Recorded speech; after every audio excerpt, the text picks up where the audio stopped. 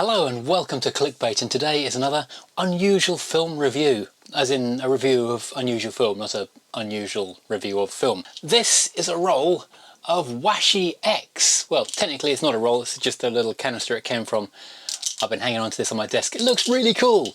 I've got a couple of these Washi canisters on here, and they look like some kind of spy paraphernalia, even though it's just got some SD cards in it.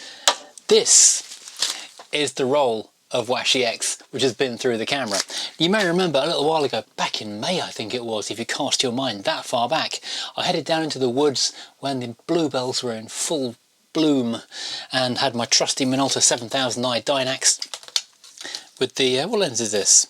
The 35 to 17, I think a 70 to 200 or 210 on it as well, to go and experiment with shooting, well, not only the bluebells but also this particular roll of film, because I really wanted to see what effect the colours would have, because I wanted to experiment with this roll of film and see how it would react, because this is quite an unusual roll of film. It is, well, a little bit different. Normally you look at a roll of colour negative film and it's got like a really dark orange hue to it because it's got that orange mask to it. This though is very similar to the original colour films from the 1940s and 50s. It's a style and process that was copyrighted or patented by Agfa back in 1947. So it looks very different. It's got a very strong warm tones, you get very powerful blues, and that's why I wanted to try it on the bluebell flowers.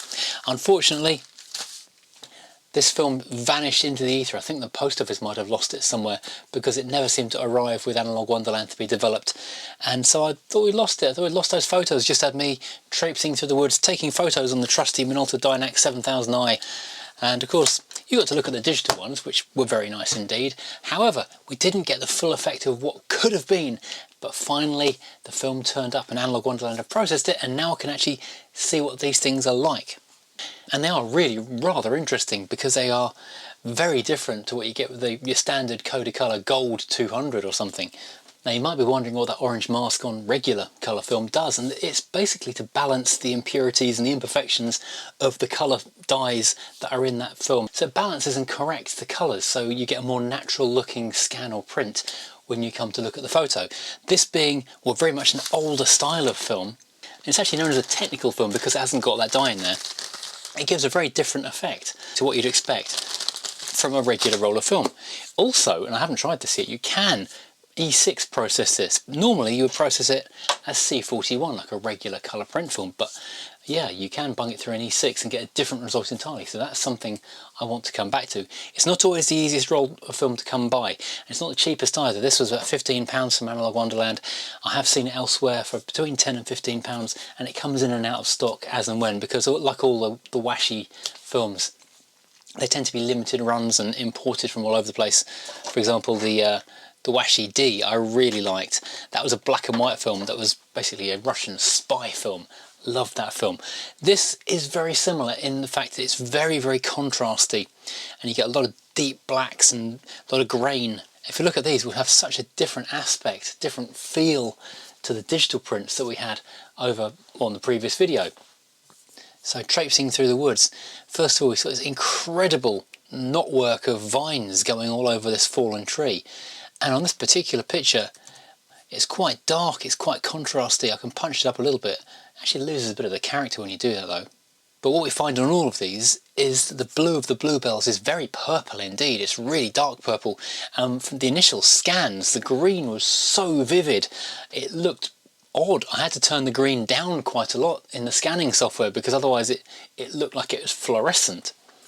So these are some really kind of cool pictures, and as you get in closer you can see there is a lot of detail, but there is very heavy grain as well. Now this particular image is quite interesting because I shot this on digital as well as on a film, and it was interesting on digital, and it's quite a cool shot. I thought it was quite an interesting different take on a fern, but here there's just so much pop from that green. It's wow, it really does jump off the screen. That would make a great poster. Turn that 90 degrees, hang on a wall somewhere, that would look so good. And that's the thing you find with all of these images. They all have just such a powerful glow. Now I wish I'd had a second roll of this to shoot somewhere else, because this is such an interesting roll of film. I've seen other people's examples shooting people and cars, and the results when you're in a less green environment is actually surprisingly orange. And it does have that kind of saturated graphic feel of holiday photos you might see from the 1950s, from sort of 70 years ago, but in brand new film. It's really, really interesting stuff, and I definitely want to use an awful lot more of it, because now while your regular Kodak Golds and what have you do give good results, they're interesting and they're nice and they're safe, this just has a little edge, that little kind of grittiness that adds something more. And interestingly, because it is a clear film base, you do have the issue or the risk of light actually transmitting through the side of the film. And we had this on another roll of film recently when I was trying out something unusual, and it got light just literally passing down the length of the film, and you can see this on the light has blared through, and you can see it's coming through the sprockets just there. Looking at this particular image with the incredible fringing, it is actually the first negative on the roll, and you can see how this has come through from when I've loaded the film into the camera. The first bit of leader is completely exposed, and as it's been just bleeding back through the film, it goes this incredible gradient from dark black to kind of purple to blue to aquamarine turquoise into this first image, which is obviously reversing into pink when you scan it, and it's bleeding all the way for the first 5-6 images. There's a little bit of bleed, and even 8 images into the film there's a little bit of bleed because I loaded this camera. Well, it wasn't even a particularly bright sunny day, but it's amazing what has bled through. Yeah, you can see the light has bled and you've got this incredible kind of pinky red fringing around the image, and you can see where it's coming literally through the sprocket holes into the image. Now this could have ruined a picture, but in this particular one it's given it a really cool vignette and it's made the image. This is perhaps the best picture on the roll of film. It's just so different, and well, it's just a complete freak accident, but it's just made it and I love it. Unfortunately you can never replicate it.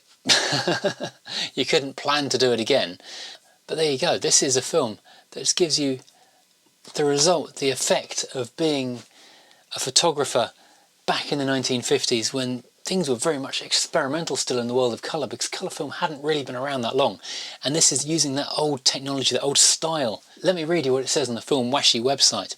X is a technical film with no orange mask. It gives a beautiful, warm toned and highly saturated picture which recall the first colour negative film of the 40s and 50s, and also offers the possibility to process in both C41 negative or E6 slide transparency. So there, that is very interesting stuff.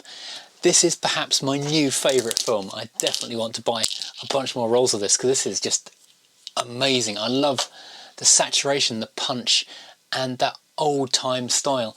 I want to go find some of this stuff, find some people dressed in 1950s clothes and get some amazing portraits that just take you back in time. And to a large extent, doing film photography, that's almost what you're doing. It's taking it slow, doing things interestingly, doing things differently. Even though this is a 1980s camera, it does still give an element of that.